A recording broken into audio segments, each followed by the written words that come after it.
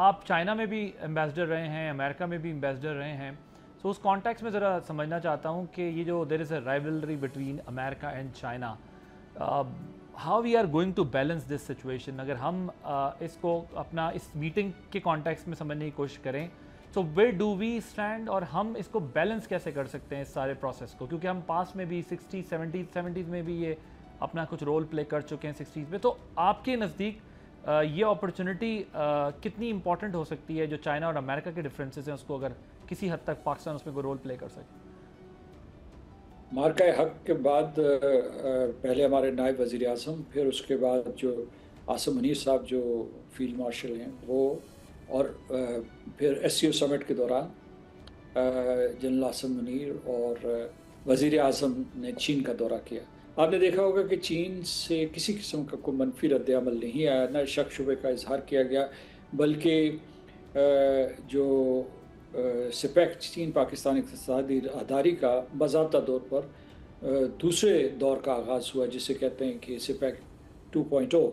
اچھا، اور دوسرا اسی کے ساتھ جو ہے کوئی تقریباً بلینز آف ڈالرز کے نئے معاہدے کیے گئے، اور یہ کہا گیا کہ اب ہم آئی ٹی، ایگریکلچر اور دوسرے جو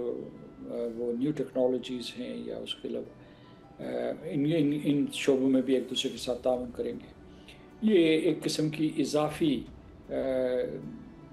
کوآپریشن کا اعلان کیا گیا. تو کسی قسم کی برہمی کا اظہار نہیں کیا، کسی قسم کی دوری کا نہیں کہا گیا، بلکہ پاکستان کی جو خصوصی حیثیت ہے اس کو علی اعلان چین نے بیان کیا. اور جب میں یہی کہوں گا کہ یہ سارے کے سارے بیانات جو ہے وہ واشنگٹن میں بھی پڑھے جا رہے تھے اور دیکھ رہے تھے کہ باڈی لینگویج کیا ہے ہماری چین کے ساتھ اور ہمارے کتنے دیرینہ تعلقات ہیں. تو چین نے اس کے اوپر اعتراض نہیں کیا، امریکہ نے اس کے اوپر اعتراض نہیں کیا. پھر امریکہ نے سعودی پاکستان دفاعی معاہدہ ہے اس کے اوپر بھی اعتراض نہیں کیا. اگر وہ ان کو کوئی اعتراض ہوتا تو ہمارے وزیر اعظم کی صدر ٹرمپ کے ساتھ ملاقات نہ ہوتی. انہوں نے اعتراض، حالانکہ یہ جو سعودی اور پاکستان معاہدہ ہے، دفاعی معاہدہ ہے، یہ ایک طریقے سے اسرائیل کے خلاف ہے، اور جہاں تک ہمارا نقطۂ نظر ہے یہ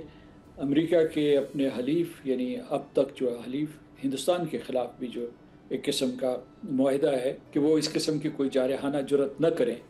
سعودی عرب کے خلاف یا خلیجی ریاستوں کے خلاف یا ہندوستان کے خلاف، پاکستان کے خلاف، معاف کیجیے گا. تو اس لیے میں یہ کہنا چاہتا ہوں کہ بیجنگ میں یہ سوجھ بوجھ موجود ہے کہ پاکستان کے لیے لازم ہے کہ وہ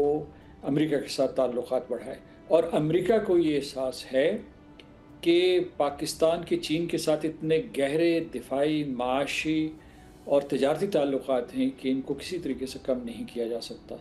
چین ہمارا سب سے بڑا ہمسایہ ہے، امریکہ کو اس کا احساس ہے، اور اشروں پہ محیط ہمارا تعاون چل رہا ہے. تو ان میں کوئی ایسا تصادم نہیں ہے، اور پاکستان جو ہے چین اور امریکہ کے درمیان ایک پل کا کردار ادا کر سکتا ہے، جیسا کہ اس نے ماضی میں کیا. اور ہم چاہتے ہیں کہ تمام معاملات چین اور امریکہ کے درمیان افہام و تفہیم سے حل ہوں، اور ان دو بڑی طاقتوں کے درمیان تصادم نہ ہو. سبسکرائب کریں اور بیل دبائیں تاکہ کوئی خبر رہ نہ جائے.